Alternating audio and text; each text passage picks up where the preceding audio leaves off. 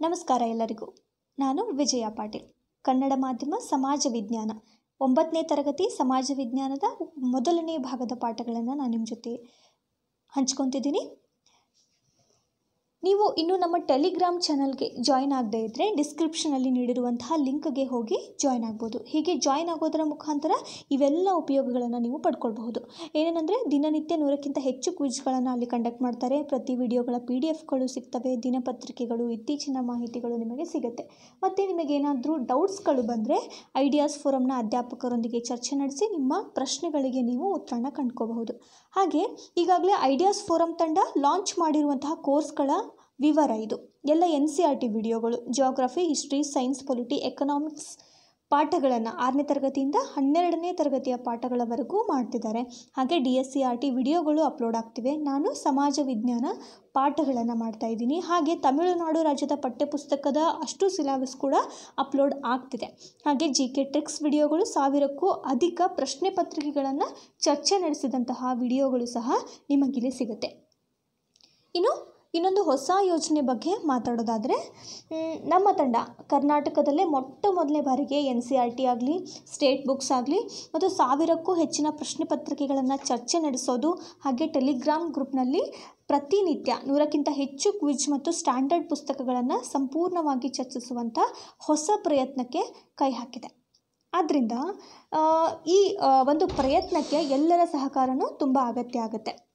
ನೀವು ಹೇಗೆ ಸಹಕಾರ ನೀಡ್ಬೋದು ಅಂದರೆ, ಇಲ್ಲಿ ಜಾಯಿನ್ ಒಂದು ಬಟನನ್ನು ಕೊಟ್ಟಿದ್ದೀವಿ. ಆ ಜಾಯಿನ್ ಆಪ್ಷನ್ ಮೂಲಕ ನೀವು ನಮಗೆ ಹಣವನ್ನು ಡೊನೇಟ್ ಮಾಡೋದ್ರ ಮೂಲಕ ಸಹಾಯ ಮಾಡ್ಬೋದು. ಇಲ್ಲಿ 4 ಸ್ಕೀಮ್ಗಳಿವೆ. ಶಿಶು 29, ಕಿಶೋರ್ 59, ತರುಣ್ 159. ಗೋಲ್ಡನ್ ಸಪೋರ್ಟ್ ಮಾಡೋರಾದರೆ 599 ರೂಪಾಯಿಗಳನ್ನು ಇಲ್ಲಿ ಗೂಗಲ್ ಪೇ ಅಥವಾ ಫೋನ್ಪೇ ನಂಬರನ್ನು ಕೊಟ್ಟಿದ್ದೀವಿ. 8748814922 ಈ ನಂಬರ್ಗೆ ಡೊನೇಟ್ ಮಾಡೋದ್ರ ಮೂಲಕ ಸಹಾಯವನ್ನು ಮಾಡಬಹುದು. ಈ ದುಡ್ಡನ್ನು ನಾವು ನಮ್ಮ ಟೆಕ್ನಾಲಜಿ ಅಳವಡಿಕೆಗಾಗಿ ಉಪಯೋಗ ಮಾಡ್ಕೋತೀವಿ. ಹಾಗೆ ಹೆಚ್ಚಿಗೆ ಬಂದಂತಹ ಹಣವನ್ನು ನಾವು ಬಡ ವಿದ್ಯಾರ್ಥಿಗಳ ಏಳ್ಗೆಗಾಗಿ ಮತ್ತು ಅವರ ವಿದ್ಯಾಭ್ಯಾಸಕ್ಕಾಗಿ ಸಹಾಯವನ್ನು ಮಾಡ್ತೀವಿ. Please support ideas forum. ಇವತ್ತು ನಾನು ಮಾಡ್ತಿರುವಂತಹ ಪಾಠ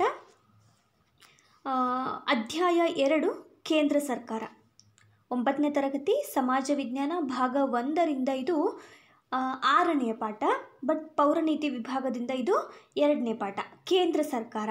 ಈ ಪಾಠದಿಂದ ನಾವು ಏನೇನೆಲ್ಲ ಕಲಿತೀವಿ ಅಂದರೆ, ಕೇಂದ್ರ ಶಾಸಕಾಂಗದಲ್ಲಿನ ರಾಜ್ಯಸಭೆ, ಲೋಕಸಭೆಯ ರಚನೆ, ಅಲ್ಲಿ ಇರುವಂತಹ ಸದಸ್ಯರ ಸದಸ್ಯತ್ವ, ಅವರಿಗೆ ಇರಬೇಕಾದಂತಹ ಅರ್ಹತೆಗಳು ಮತ್ತು ಅವರಿಗಿರುವಂತಹ ಅಧಿಕಾರಗಳು ಯಾವ್ಯಾವು ಅನ್ನೋದನ್ನು ಕಲಿತೀವಿ.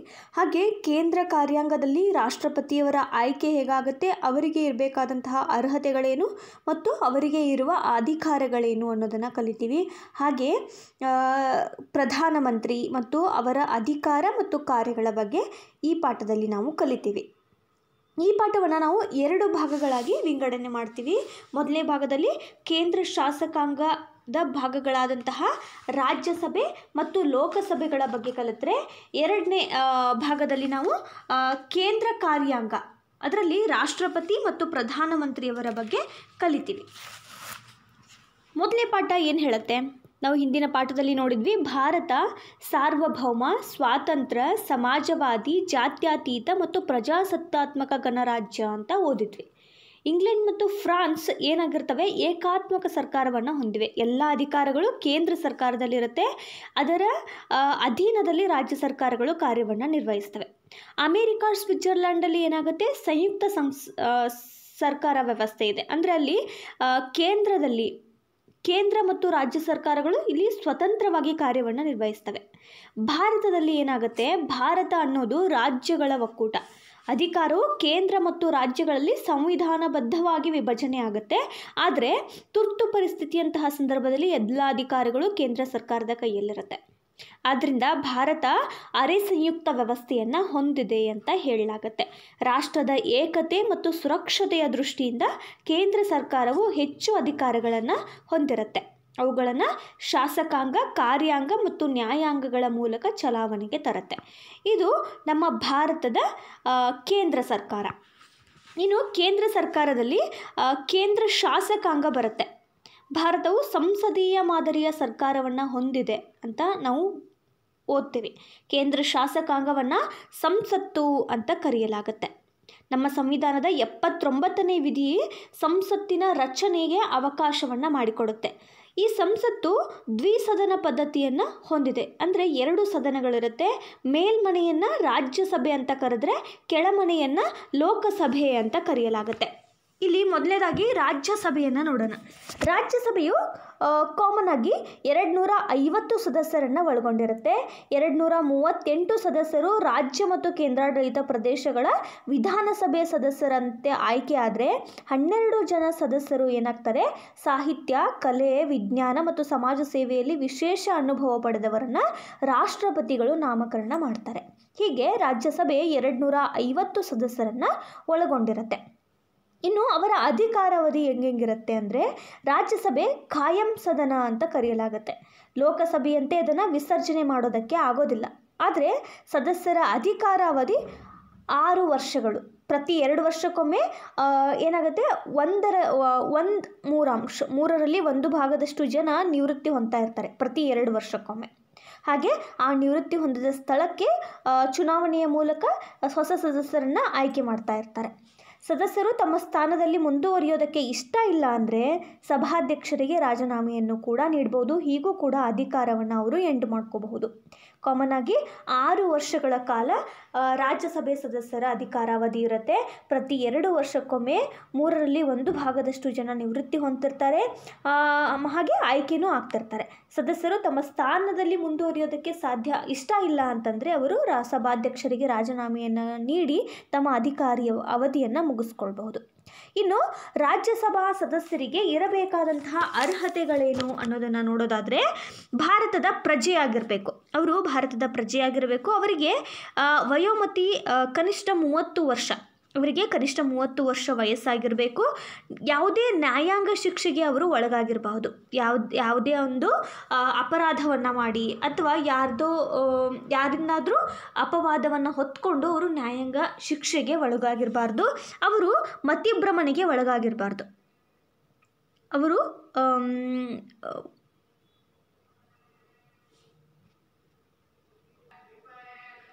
ಅವರು ಮೆಂಟಲಿ ಸ್ಟೇಬಲ್ ಆಗಿರಬೇಕು. ಹಾಗೆ ಇದರ ಜೊತೆಗೆ ಈ 4 ಅರ್ಹತೆಗಳ ಜೊತೆಗೆ ಸಂಸತ್ತು ಕಾಲಕಾಲಕ್ಕೆ ಕೆಲವೊಂದು ಬದಲಾವಣೆಗಳನ್ನು ಮಾಡ್ಕೊಳ್ತಿರುತ್ತೆ. ಕಾಲಕಾಲಕ್ಕೆ ಆಯಾ ಅರ್ಹತೆಗಳನ್ನು ಆ್ಯಡ್ ಮಾಡ್ತಾ ಇರುತ್ತೆ. ಆ ಎಲ್ಲ ಅರ್ಹತೆಗಳನ್ನು ಅವರು ಪಡೆದಿರಬೇಕು. ಇನ್ನು ರಾಷ್ಟ್ರಪತಿಯವರು ರಾಜ್ಯಸಭೆಯ ಪದನಿಮಿತ್ತ ಅಧ್ಯಕ್ಷರಾಗಿರ್ತಾರೆ. ರಾಷ್ಟ್ರಪತಿಯವರು ಪದನಿಮಿತ್ತ ಅಧ್ಯಕ್ಷರಾಗಿರ್ತಾರೆ. ಸದನದ ಸದಸ್ಯರಲ್ಲೇ ಒಬ್ಬರನ್ನು ಉಪಸಭಾಪತಿ ಅಂತ ಆಯ್ಕೆ ಮಾಡ್ತಾರೆ. ಸಭೆಯ ಅಧಿವೇಶನ ನಡಿಬೇಕಾದ್ರೆ ಸದನದ 10% ಜನ ಆದರೂ ಹಾಜರಿರಬೇಕು. ಅಂದರೆ 250 ಸದಸ್ಯರು ರಾಜ್ಯಸಭೆಯ ಸದಸ್ಯರು ಅಂತಂದರೆ ಕನಿಷ್ಠ 25 ಜನ ಆದರೂ ಸದನದಲ್ಲಿ ಭಾಗವಹಿಸಬೇಕು. ಸದಸ್ಯರು ಹಾಜರಿರಬೇಕು.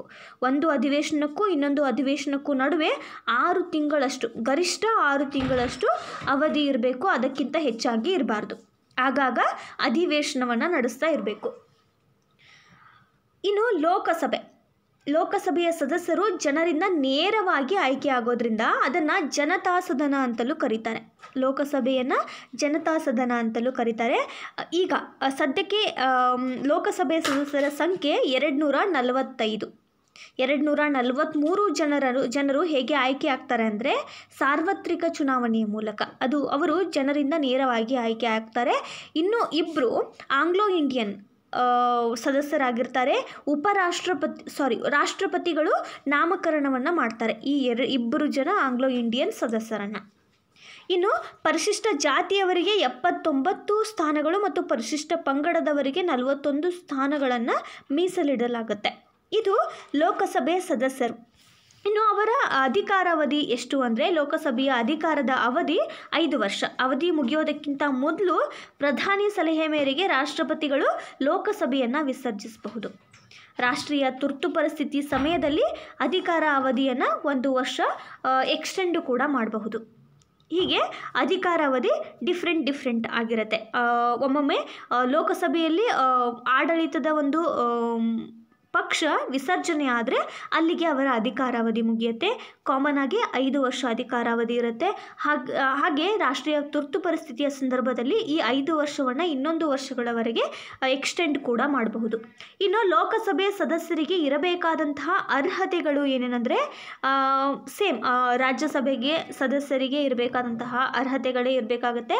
ಭಾರತದ ಪ್ರಜೆಯಾಗಿರಬೇಕು, ಕನಿಷ್ಠ 25 ವರ್ಷ ವಯಸ್ಸಾಗಿರಬೇಕು. ರಾಜ್ಯಸಭಾ ಸದಸ್ಯರ ಕನಿಷ್ಠ ವಯೋಮಿತಿ 30 ಆದರೆ ಇಲ್ಲಿ 25 ವರ್ಷ ವಯಸ್ಸಾಗಿರಬೇಕು ಕನಿಷ್ಠ. ಸರ್ಕಾರಿ ಹುದ್ದೆಯಲ್ಲಿರಬಾರ್ದು, ಮಾನಸಿಕ ಅಸ್ವಸ್ಥರಾಗಿರಬಾರ್ದು ಮತ್ತು ನ್ಯಾಯಾಂಗ ಶಿಕ್ಷೆಗೆ ಒಳಗಾಗಿರಬಾರ್ದು. ಸಂಸತ್ತು ಆಗಾಗ ನಿಗದಿಪಡಿಸುವಂತಹ ಅರ್ಹತೆಗಳನ್ನು ಇವರು ಪಡ್ಕೊಳ್ತಿರಬೇಕು. ಇದು ಲೋಕಸಭಾ ಸದಸ್ಯರಾಗಲು ಇರಬೇಕಾದಂತಹ ಅರ್ಹತೆಗಳು. ಇನ್ನು ಇಲ್ಲೇ ಸಭಾಧ್ಯಕ್ಷರು ಬರ್ತಾರೆ. ಲೋಕಸಭಾ ಸದಸ್ಯರಲ್ಲೇ ಒಬ್ಬರನ್ನು ಸಭಾಧ್ಯಕ್ಷರು ಸ್ಪೀಕರ್ ಅಂತ ಆಯ್ಕೆ ಮಾಡ್ತಾರೆ. ಮತ್ತೊಬ್ಬರನ್ನು ಉಪಸಭಾಧ್ಯಕ್ಷರು ಡೆಪ್ಯೂಟಿ ಸ್ಪೀಕರ್ ಅಂತ ಆಯ್ಕೆ ಮಾಡಲಾಗುತ್ತೆ. ಸಭಾಧ್ಯಕ್ಷರಾಗಿ ಆಯ್ಕೆಯಾದ ನಂತರ ಸದನದಲ್ಲಿ ಅವರು ಪಕ್ಷಾತೀತವಾಗಿ ಕಾರ್ಯವನ್ನು ನಿರ್ವಹಿಸಬೇಕಾಗತ್ತೆ. ಯಾವುದೇ ಪಕ್ಷದಿಂದ ಬಂದಿದ್ರೂ ಕೂಡ ಅವರು ಪಕ್ಷಾತೀತವಾಗಿ ತಮ್ಮ ಕೆಲಸವನ್ನು ಮಾಡಬೇಕಾಗತ್ತೆ. ಸಭೆಯ ಕಾರ್ಯಕಲಾಪಗಳ ಅಧ್ಯಕ್ಷತೆಯನ್ನು ವಹಿಸಿ ಸದನದಲ್ಲಿ ಶಾಂತಿ ಮತ್ತು ಶಿಸ್ತನ್ನು ಕಾಪಾಡ್ತಾರೆ. ಸದನದಲ್ಲಿ ಚರ್ಚೆಗಳು, ಮತದಾನ ಮತ್ತು ನಿರ್ಣಯಗಳನ್ನು ವಿಧಿವಿಧಾನಗಳ ಪ್ರಕಾರ ನಡೆಸಿಕೊಡುವಂತಹ ಜವಾಬ್ದಾರಿ ಸಭಾಧ್ಯಕ್ಷರು ಮತ್ತು ಉಪಸಭಾಧ್ಯಕ್ಷರಿಗೆ ಇರುತ್ತೆ. ಯಾವುದಾದ್ರೂ ಒಂದು ಮೀಟಿಂಗಲ್ಲಿ, ಯಾವುದಾದ್ರೂ ಅಧಿವೇಶನದಲ್ಲಿ ಸಭಾಧ್ಯಕ್ಷರು ಅಬ್ಸೆಂಟ್ ಇದ್ದರೆ ಅವರ ಸ್ಥಾನವನ್ನು ಉಪಸಭಾಧ್ಯಕ್ಷರು ತುಂಬ್ತಾರೆ. ನಿಯಮಗಳ ಬಗ್ಗೆ ಸ್ಪಷ್ಟತೆ ಮತ್ತು ನಿರ್ಣಯ ಕೊಡುವ ಅಧಿಕಾರವೂ ಕೂಡ ಸಭಾಧ್ಯಕ್ಷರದ್ದು ಆಗಿರುತ್ತೆ. ಸದನದಲ್ಲಿ ಎಲ್ಲರೂ, ಪ್ರಧಾನಮಂತ್ರಿಗಳನ್ನು ಒಳಗೊಂಡು ಎಲ್ಲರೂ ಸಭಾಧ್ಯಕ್ಷರಿಗೆ ಗೌರವವನ್ನು ನೀಡೋದು ಶಿಷ್ಟಾಚಾರ ಅಂತ ಕನ್ಸಿಡರ್ ಆಗುತ್ತೆ. ಮಸೂದೆಯ ಮತದಾನದ ಸಂದರ್ಭದಲ್ಲಿ ಸಮ ಪ್ರಮಾಣದ ಮತಗಳು ಬಂದಾಗ ನಿರ್ಣಾಯಕ ಮತವನ್ನು ಇವರು ಚಲಾಯಿಸ್ತಾರೆ. ಅಂದರೆ ಈಗ 100 ಮತದಲ್ಲಿ 50 ಮತ ಒಂದು ಪಕ್ಷಕ್ಕೆ, 50 ಮತ ಮತ್ತೊಂದು ಪಕ್ಷಕ್ಕೆ ಬಂದರೆ ಸಭಾಧ್ಯಕ್ಷರ ಒಂದು ಮತ ನಿರ್ಣಾಯಕ ಮತ ಆಗಿರುತ್ತೆ. ಅವರ ಮತದ ಆಧಾರದ ಮೇಲೆ ಒಂದು ಮಸೂದೆಯ ಮತದಾನ ನಡೆಯುತ್ತೆ. ಸಭಾಧ್ಯಕ್ಷರ ಅನುಪಸ್ಥಿತಿಯಲ್ಲಿ ಉಪಸಭಾಧ್ಯಕ್ಷರು ಕಾರ್ಯವನ್ನು ನಿರ್ವಹಿಸ್ತಾರೆ. ಇದು ಸಭಾಧ್ಯಕ್ಷರು. ಇನ್ನು ಪ್ರತಿಪಕ್ಷ ನಾಯಕರ ಪಾತ್ರ ಏನು? ಆಡಳಿತ ಪಕ್ಷ ಯಾವ ರೀತಿ ಕಾರ್ಯನಿರ್ವಹಿಸುತ್ತೆ ಅನ್ನೋದನ್ನು ತಿಳ್ಕೊಳ್ಳೋದು ಪ್ರತಿಪಕ್ಷ ನಾಯಕರು ಮತ್ತು ಅವರ ಕಾರ್ಯ. ಸರ್ಕಾರ ತಪ್ಪು ಎಸಗಿದ್ರೆ ಅವುಗಳನ್ನು ಎತ್ತಿ ತೋರಿಸೋದು, ಹಾಗೆ ಸರ್ಕಾರದ ನೀತಿ ನಿಯಮಗಳನ್ನು ಪರಾಮರ್ಶೆಗೆ ಒಳಪಡಿಸೋದು, ಹಾಗೆ ಸರ್ಕಾರ ಮತ್ತು ಅಧಿಕಾರಿಗಳನ್ನು ಎಚ್ಚರಗೊಳಿಸೋದು. ಯಾವುದೇ ಸಂದರ್ಭದಲ್ಲಿ ಅವರು ತಪ್ಪು ಎಸಗುತ್ತಿದ್ದಾರೆ ಅಂದರೆ ಅವರನ್ನು ಎಚ್ಚರಗೊಳಿಸೋದು, ಸರಿಯಾದ ರೀತಿಯಲ್ಲಿ ಕಾರ್ಯನಿರ್ವಹಿಸುವಂತೆ ಅವರಿಗೆ ಸಲಹೆಯನ್ನು ನೀಡೋದು. ಪ್ರತಿಪಕ್ಷ ನಾಯಕರಿಗೆ ಗೌರವಾನ್ವಿತ ಸ್ಥಾನ ಇದರಿಂದ ಇದೆ. ಇದು ಪ್ರತಿಪಕ್ಷ ನಾಯಕರು ಮತ್ತು ಅವರ ಕಾರ್ಯ. ಇನ್ನು ಸಂಸತ್ತು. ಈ ಸಂಸತ್ತು ಅಂದರೆ ಶಾಸಕಾಂಗ, ಕೇಂದ್ರ ಶಾಸಕಾಂಗವನ್ನು ನಾವು ಸಂಸತ್ತು ಅಂತ ಕರಿತೀವಿ. ಈ ಸಂಸತ್ತಿಗೆ ಇರುವಂತಹ ಅಧಿಕಾರ, ಅದು ನಿರ್ವಹಿಸುವಂತಹ ಕಾರ್ಯಗಳು ಯಾವ್ಯಾವು ಅನ್ನೋದನ್ನು ನಾವಿಲ್ಲಿ ನೋಡೋಣ. ಮೊದಲೇದು ಶಾಸನದ ರಚನಾ ಕಾರ್ಯ. ಶಾಸನವನ್ನು ರಚನೆ ಮಾಡೋದು ಕೂಡ ಸಂಸತ್ತಿನ ಅಧಿಕಾರ ಆಗಿರುತ್ತೆ. ಸಂಸತ್ತು ಮೂಲಭೂತವಾಗಿ ಕಾನೂನು ಮಾಡುವ ಅಂಗ ಅಂತ ಕರೆಸ್ಕೊಳ್ಳುತ್ತೆ. ಕೇಂದ್ರ ಪಟ್ಟಿಯಲ್ಲಿನ ವಿಷಯಗಳಿಗೆ ಸಂಬಂಧಿಸಿದಂತೆ ಶಾಸನ ಮಾಡುವ ಅಧಿಕಾರ ಸಂಸತ್ತಿಗೆ ಇರುತ್ತೆ. ಹಣಕಾಸಿನ ಮಸೂದೆಯನ್ನು ಲೋಕಸಭೆಯಲ್ಲಿ ಮಾತ್ರ ಮಂಡಿಸಬಹುದು. ಉಳಿದ ಮಸೂದೆಗಳನ್ನು ಯಾವುದೇ ಸದನದಲ್ಲಿ ಕೂಡ ಮಂಡಿಸಬಹುದು. ಆದರೆ ಮಸೂದೆ ಯಾರಿಂದಾದರೂ ಊರ್ಜಿತ ಆದರೆ, ಯಾರಿಂದಾದರೂ ತಿರಸ್ಕಾರ ಆದರೆ ಚರ್ಚೆಗಳ ಮೂಲಕ ಉಭಯ ಸದನಗಳ ಅನುಮೋದನೆಯನ್ನು ಪಡೆಯಬೇಕಾಗತ್ತೆ. ಮಸೂದೆಯ ಬಗ್ಗೆ ಸದನಗಳ ನಡುವೆ ಭಿನ್ನಾಭಿಪ್ರಾಯ ಮೂಡಿದ್ರೆ ರಾಷ್ಟ್ರಾಧ್ಯಕ್ಷರು ಸಂಸತ್ತಿನ ಜಂಟಿ ಅಧಿವೇಶನವನ್ನು ಕರೀತಾರೆ. ಸದನಗಳ ಒಪ್ಪಿಗೆ ದೊರೆತರೆ ಆ ಮಸೂದೆಯನ್ನು ರಾಷ್ಟ್ರಪತಿಗಳ ಒಪ್ಪಿಗೆಗೆ ಕಳಿಸ್ಕೊಡ್ಬೇಕಾಗತ್ತೆ. ಹೀಗೆ ಒಂದು ಪ್ರೊಸೀಜರ್ ನಡೆಯುತ್ತೆ. ಈ ಪ್ರೊಸೀಜರ್ ನಡೆಯೋದು ಸಂಸತ್ತಿನ ಅಡಿಯಲ್ಲಿ. ರಾಷ್ಟ್ರಪತಿಗಳ ಒಪ್ಪಿಗೆಯ ನಂತರ ಮಸೂದೆ ಶಾಸನವಾಗಿ ಜಾರಿಗೆ ಬರುತ್ತೆ. ಇದು ಶಾಸನ ರಚನಾ ಕಾರ್ಯದಲ್ಲಿ ಸಂಸತ್ತಿನ ಪಾತ್ರ. ಇನ್ನು ಆಡಳಿತಾಧಿಕಾರ. ಭಾರತ ಏನಾಗುತ್ತೆ? ಸಂಸದೀಯ ಸರ್ಕಾರ ಆಗುತ್ತೆ. ಪ್ರಧಾನಮಂತ್ರಿ ಮತ್ತು ಮಂತ್ರಿಮಂಡಲ ನಿಜವಾದ ಕಾರ್ಯಾಂಗದಲ್ಲಿ ಕಾರ್ಯನಿರ್ವಹಿಸ್ತಾರೆ. ಕೇಂದ್ರ ಮಂತ್ರಿಮಂಡಲ ಲೋಕಸಭೆಗೆ ಜವಾಬ್ದಾರಿಯಾಗಿ ಕಾರ್ಯವನ್ನು ನಿರ್ವಹಿಸುತ್ತೆ. ಸಂಸತ್ತು ಮಂತ್ರಿಮಂಡಲವನ್ನು ಪ್ರಶ್ನಿಸುವ ಮೂಲಕ ಕಾರ್ಯಾಂಗದ ಮೇಲೆ ಸಂಪೂರ್ಣ ನಿಯಂತ್ರಣವನ್ನು ಹೊಂದಿರುತ್ತೆ. ಲೋಕಸಭೆಯ ವಿಶ್ವಾಸ ಇರೋವರೆಗೂ ಮಂತ್ರಿಮಂಡಲ ಅಧಿಕಾರದಲ್ಲಿ ಮುಂದುವರಿಯುತ್ತೆ. ವಿಶ್ವಾಸ ಕಳೆದುಕೊಂಡಾಗ ಏನಾಗುತ್ತೆ, ಮಂತ್ರಿಮಂಡಲ ರಾಜೀನಾಮೆ ನೀಡಬೇಕಾಗತ್ತೆ. ಕಾರ್ಯಾಂಗದ ಮೇಲೆ, ಅದರಲ್ಲೂ ಪ್ರಧಾನಮಂತ್ರಿ ಮತ್ತು ಮಂತ್ರಿಮಂಡಲದ ಮೇಲೆ ಲೋಕಸಭೆಯ ನಿಯಂತ್ರಣ ಇರುತ್ತೆ. ಸರ್ಕಾರದ ನೀತಿ ಸಾಧನಗಳ ಬಗ್ಗೆ ಲೋಕಸಭೆಯ ಬಹುಸಂಖ್ಯಾತ ಸದಸ್ಯರಿಗೆ ವಿಶ್ವಾಸ ಇಲ್ಲ ಅಂತಾದರೆ ಸರ್ಕಾರ ರಾಜೀನಾಮೆಯನ್ನು ನೀಡಬೇಕಾಗತ್ತೆ. ಇದು ಸಂಸತ್ತಿಗಿರುವಂತಹ ಆಡಳಿತಾಧಿಕಾರ. ಇನ್ನು ಹಣಕಾಸಿನ ಅಧಿಕಾರ. ಲೋಕಸಭೆಯು ರಾಷ್ಟ್ರದ ಹಣಕಾಸಿನ ಮೇಲೆ ಸಂಪೂರ್ಣ ನಿಯಂತ್ರಣವನ್ನು ಹೊಂದಿರುತ್ತೆ. ಸಂಸತ್ತಿನ ಅನುಮೋದನೆ ಇಲ್ಲದೆ ಹೋದರೆ ಸರ್ಕಾರ ಯಾವುದೇ ರೀತಿಯ ಹಣ ಸಂಗ್ರಹಣೆ ಮಾಡೋದಕ್ಕಾಗಲಿ ಖರ್ಚು ಮಾಡೋದಕ್ಕಾಗಲಿ ಅಧಿಕಾರ ಇರೋದಿಲ್ಲ. ಹಣಕಾಸಿನ ಮಸೂದೆಯನ್ನು ಮೊದಲು ಲೋಕಸಭೆಯಲ್ಲಿ ಮಂಡಿಸಬೇಕು ಅನ್ನುವಂಥ ನಿಯಮ ಇದೆ. ಹಣಕಾಸು ಮಸೂದೆಗೆ ಲೋಕಸಭೆಯ ಅನುಮೋದನೆ ದೊರೆತ ನಂತರ ರಾಜ್ಯಸಭೆಗೆ ಕಳಿಸ್ಕೊಡಲಾಗುತ್ತೆ. ಹಣಕಾಸಿನ ಅನುಮೋದನೆ ಲೋಕಸಭೆಯಲ್ಲಿ ಆದ ನಂತರ ರಾಜ್ಯಸಭೆಗೆ ಕಳಿಸ್ಕೊಡಲಾಗುತ್ತೆ. ರಾಜ್ಯಸಭೆ ಮಸೂದೆಯ ಬಗ್ಗೆ ಕೆಲವು ಸಲಹೆಗಳ ಸೂಚನೆಗಳನ್ನು ನೀಡಬಹುದು ಹಾಗೂ ಅದನ್ನು 14 ದಿನಗಳ ಕಾಲ ತಡೆ ಹಿಡಿಯಲೂಬಹುದು. ರಾಜ್ಯಸಭೆ 14 ದಿನದ ಒಳಗೆ ಹಿಂದಿರುಗಿಸದೆ ಹೋದರೆ ಮಸೂದೆ ಅಂಗೀಕಾರ ಆಗಿದೆ ಅಂತಲೇ ಅರ್ಥ. ಅದನ್ನು ಪರಿಗಣಿಸಿ ಲೋಕಸಭೆ ಅದನ್ನು ರಾಷ್ಟ್ರಪತಿಗಳ ಅನುಮೋದನೆಗೆ ಕಳಿಸ್ಕೊಡುತ್ತೆ. ಏನಾಗುತ್ತೆ, ಹಣಕಾಸು ಮಸೂದೆಯ ಅನುಮೋದನೆ ಲೋಕಸಭೆಯಲ್ಲಿ ಆದ ನಂತರ ರಾಜ್ಯಸಭೆಗೆ ಹೋಗುತ್ತೆ. ರಾಜ್ಯಸಭೆಯವರು ಸಲಹೆ ಸೂಚನೆಗಳನ್ನು ನೀಡಬಹುದು ಹಾಗೂ ಅವರು 14 ದಿನಗಳ ಕಾಲ ಅದನ್ನು ತಡೆ ಹಿಡಿದು ಆಮೇಲಾದರೂ ಸಲಹೆಯನ್ನು ನೀಡಬಹುದು. ಹಾಗೇನಾದರೂ ಆಗದೇ ಇದ್ದರೆ 14 ದಿನಗಳಾದರೂ ಕೂಡ ಇವರು ಯಾವುದೇ ಒಂದು ರೆಸ್ಪಾಂಡ್ ಮಾಡದೇ ಇದ್ದರೆ ಲೋಕಸಭೆ ಏನು ಮಾಡುತ್ತೆ, ಇದು ಅಂಗೀಕಾರ ಆಗಿದೆ ಅಂತ ಪರಿಗಣಿಸಿ ಅದನ್ನು ರಾಷ್ಟ್ರಪತಿಯವರ ಒಂದು ಅಂಗೀಕಾರಕ್ಕೆ ಅನುಮೋದನೆಗೆ ಕಳಿಸ್ಕೊಡುತ್ತೆ. ಇದು ಹಣಕಾಸಿನ ಅಧಿಕಾರ. ಇನ್ನು ನ್ಯಾಯಾಂಗ ಅಧಿಕಾರ. ಸುಪ್ರೀಂ ಕೋರ್ಟ್ ಅಥವಾ ಹೈಕೋರ್ಟ್ ನ್ಯಾಯಾಧೀಶರನ್ನು ಪದಚ್ಯುತಿಗೊಳಿಸುವಂತಹ ಅಧಿಕಾರವೂ ಕೂಡ ಸಂಸತ್ತಿನ 2 ಸದನಗಳಿಗೂ ಇರುತ್ತೆ. ನ್ಯಾಯಾಲಯಕ್ಕೆ ಸಂಬಂಧಿಸಿದಂತೆ ಕೆಲವು ತನಿಖಾ ವರದಿಗಳನ್ನು ಚರ್ಚಿಸುವ ಅಧಿಕಾರ ಈ 2 ರಾಜ್ಯಸಭೆಗೂ ಮತ್ತು ಲೋಕಸಭೆಗೂ ಇರುತ್ತೆ. ಇನ್ನು ಸಂವಿಧಾನವನ್ನು ತಿದ್ದುಪಡಿ ಮಾಡುವಂತಹ ಅಧಿಕಾರ. ಸಂವಿಧಾನ ತಿದ್ದುಪಡಿ ಮಾಡುವ ವಿಷಯದಲ್ಲಿ ಲೋಕಸಭೆ ಮತ್ತು ರಾಜ್ಯಸಭೆಗೆ ಸಮಾನ ಅಧಿಕಾರ ಇರುತ್ತೆ. ತಿದ್ದುಪಡಿಗೆ ಸಂಬಂಧಿಸಿದಂತೆ ಮಸೂದೆಯನ್ನು ಯಾವುದೇ ಸದನದಲ್ಲೂ ಕೂಡ ಮೊದಲು ಮಂಡಿಸ್ಬೋದು. ಲೋಕಸಭೆಯಲ್ಲಾದರೂ ಮಂಡಿಸ್ಬೋದು, ರಾಜ್ಯಸಭೆಯಲ್ಲಾದರೂ ಮಂಡಿಸ್ಬೋದು ಮೊದಲೇ ಬಾರಿಗೆ. ಆದರೆ ಮಸೂದೆಯ ಉಭಯ ಸದನಗಳ ಅಂಗೀಕಾರ ಆದ ನಂತರ ಈ ಒಂದು ತಿದ್ದುಪಡಿ ರಾಷ್ಟ್ರಪತಿಯವರ ಅನುಮೋದನೆಗೆ ಹೋಗುತ್ತೆ. ಒಂದು ಸದನ ಅಂಗೀಕರಿಸಿದ ಮಸೂದೆಯನ್ನು ಇನ್ನೊಂದು ಸದನ ತಿರಸ್ಕರಿಸಿದರೆ ಸಂವಿಧಾನ ತಿದ್ದುಪಡಿ ಮಾಡೋದಕ್ಕೆ ಆಗೋದಿಲ್ಲ. ಕೆಲವು ಸಂವಿಧಾನ ತಿದ್ದುಪಡಿಗೆ ರಾಜ್ಯದ ವಿಧಾನಸಭೆಗಳ ಸಹಮತವೂ ಕೂಡ ಅಷ್ಟೇ ಅವಶ್ಯಕ ಆಗಿರುತ್ತೆ. ಇದು ಸಂವಿಧಾನ ತಿದ್ದುಪಡಿ ಮಾಡುವ ಅಧಿಕಾರ ಸಂಸತ್ತಿಗೆ ಇರುತ್ತೆ ಅನ್ನೋದಕ್ಕೆ. ಇನ್ನು ಸರ್ವೋಚ್ಚ ಮತ್ತು ಉಚ್ಚ ನ್ಯಾಯಾಲಯದ ಅಧಿಕಾರ ಮತ್ತು ವ್ಯಾಪ್ತಿಯ ಬಗ್ಗೆ ಕಾನೂನನ್ನು ರೂಪಿಸುತ್ತೆ. 2 ಅಥವಾ ಅದಕ್ಕಿಂತ ಹೆಚ್ಚು ರಾಜ್ಯಗಳಿಗೆ ಒಂದೇ ಉಚ್ಚ ನ್ಯಾಯಾಲಯ ಇರಬೇಕು ಅನ್ನೋದನ್ನು ಕೂಡ ಇದು ಹೇಳುತ್ತೆ. ಚಿಕ್ಕ ರಾಜ್ಯಗಳಿದ್ದರೆ ಅಂಥ ಸಂದರ್ಭದಲ್ಲಿ ಒಂದೇ ಉಚ್ಚ ನ್ಯಾಯಾಲಯವನ್ನು ಸ್ಥಾಪನೆ ಮಾಡುವಂತಹ ಅಧಿಕಾರವೂ ಕೂಡ ಈ ಸಂಸತ್ತಿಗೆ ಇರುತ್ತೆ. ಹೊಸ ರಾಜ್ಯಗಳ ಸೃಷ್ಟಿ, ಆ ರಾಜ್ಯಗಳ ಒಂದು ಹೊಸ ಹೆಸರನ್ನು ಇಡೋದು, ಹಾಗೆ ಈ ರಾಜ್ಯಕ್ಕೆ ಇಷ್ಟೇ ಗಡಿ ರೇಖೆ ಅಂತ ನಿರ್ಧರಿಸೋದು ಕೂಡ ಸಂಸತ್ತು.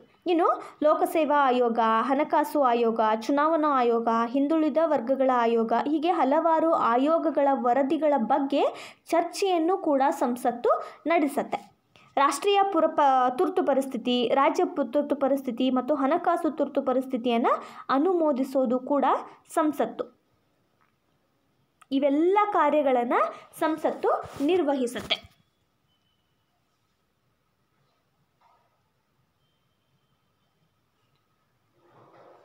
ಈ ಪಾಠದಲ್ಲಿ ನಾವು ಏನು ಕಲಿತ್ವಿ? ಕೇಂದ್ರ ಸರ್ಕಾರ, ಕೇಂದ್ರ ಶಾಸಕಾಂಗದ ಬಗ್ಗೆ ಕಲಿತ್ವಿ. ಕೇಂದ್ರ ಶಾಸಕಾಂಗ ಬರುತ್ತೆ, ಕೇಂದ್ರ ಕಾರ್ಯಾಂಗ ಬರುತ್ತೆ. ಕೇಂದ್ರ ಶಾಸಕಾಂಗದಲ್ಲಿ ರಾಜ್ಯಸಭೆ ಬರುತ್ತೆ, ಲೋಕಸಭೆ ಬರುತ್ತೆ. ನಾವಿಲ್ಲಿ ರಾಜ್ಯಸಭೆಯಲ್ಲಿ ಇರುವಂತಹ ಸದಸ್ಯರ ಸಂಖ್ಯೆ ಮತ್ತು ರಾಜ್ಯಸಭೆ ಸದಸ್ಯರಿಗೆ ಇರಬೇಕಾದಂತಹ ಅರ್ಹತೆಗಳು ಮತ್ತು ಅವರ ಕಾರ್ಯಗಳನ್ನು ನೋಡಿದ್ವಿ.